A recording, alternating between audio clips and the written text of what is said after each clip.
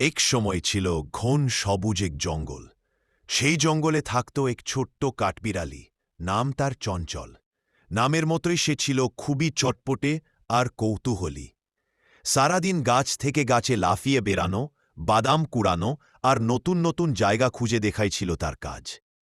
কিন্তু চঞ্চলের একটা আলাদা গুণ ছিল, সে ভবিষ্যতের কথা ভাবত।